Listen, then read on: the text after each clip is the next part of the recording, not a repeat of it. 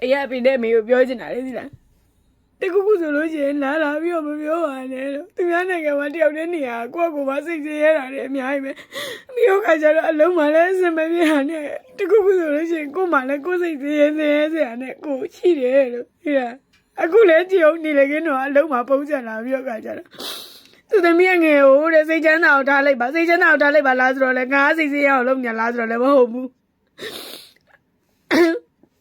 သူတို့လိုလေသေးသမီးရှိကိုအကောင်လုပ်ပေးနေတယ်ကိုမှလည်းကိုယ့်ကိုအစမပြေတာတွေအများကြီးပဲရှိတယ်ဒါမလို့မိဘစိတ်ဆင်းရဲမှာဆိုလို့ဆိုပြီးတော့မပြောဘဲနဲ့ကိုယ့်ကိုတယောက်တည်းချိန်ဖြည့်ချင်းကြရတဲ့အရာတွေဆိုတော့လည်းအများကြီးပဲအခုလည်းအလုပ်ကအစမပြေလို့ပြောင်းချင်တာတော့မအော်ငါအလုပ်ပြောင်းလိုက်လို့ရှိရင်သူတို့ကဲခဲသွားပါလိမ့်မယ်တကူကူဆိုလို့ရှိရင်အစမပြေဖြစ်သွားပါလိမ့်မယ်အငယ်မကလည်းသူစူးစမ်းနေတဲ့ပန်းနိုင်မရောက်သေးဘူးဆိုတဲ့စိတ်နဲ့ကို့မာလေးကိုလုံးချင်တာလည်းဘာမှမလုပ်အားကျမရောက်တာဆိုလို့ရှိရင်လည်း3နှစ်ရှိပြီအဲ့3နှစ်နဲ့ကို့မာလေးသူများရဲ့လိုအိုက်ဖုန်းခိုင်းချင်တယ်လေ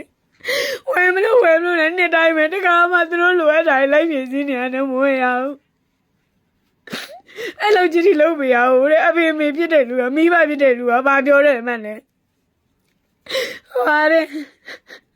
အမေတကူပုံပြောလို့ရှိရင်အမေဟင်းလေးပါလေဟင်းကောင်းလေးပါလေချက်စားအသားလေးပါလေဝယ်စားအသီးနှံလေးဝယ်စားလို့ပြောလို့ပတ်စံရှိမှဝယ်စားလို့ရမှာပါအမေသမီးလွှဲနေတဲ့ပတ်စံအမေတို့တမင်းစားဖို့တော့မလောက်ဘူးလားသမီးဟိုကျွေးဖေးစရာရှိနေလို့ဆိုလို့ရှိရင်လက်ခံလို့ရတယ်နာသမီးစိတ်ချမ်းသာအောင်လေးတော့ပြောကြပါဦး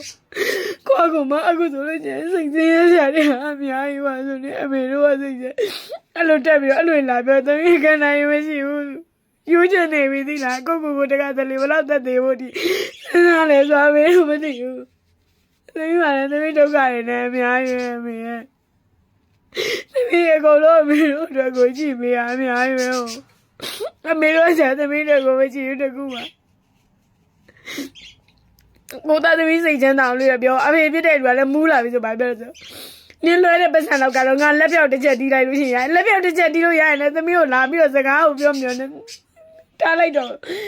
သားသမီးပြကပါဆိုလို့လိုက်တော့ဗျာမိဘအတွက်ပြန်ကြည့်ရသားသမီးဆိုလို့ရှိရင်အဲ့လိုမျိုးပဲမိဘအတွက်ပြန်မကြည့်တဲ့သားသမီးတွေကြရင်ဘယ်မိဘမှအဲ့လိုစကားမျိုးမတွေ့ကိုကမှဒီမှာဒုက္ခတွေဘယ်လောက်ရောက်နေလဲဆိုတော့အမေတို့မသိဘူးကိုမှလည်းကိုဒုက္ခနဲ့ကိုရှိတယ်အဲ့ဒါအမေတို့ကအဲ့လိုမျိုးပြောလို့ရှိရင်သမီးကဘလို့မှစိတ်ကအဆင်မပြေဘူးအလုပ်တဲလည်းအဆင်မပြေဘူးဘယ်မှအဆင်မပြေဘူးဘာလို့မမသိဘူးတက်သေးချင်းနေတေဝါကြတော့မှအိုင်ပြပါဒီဝမ်းနေပါလေလာမလုံးနဲ့အမေရောပြောကောင်းလို့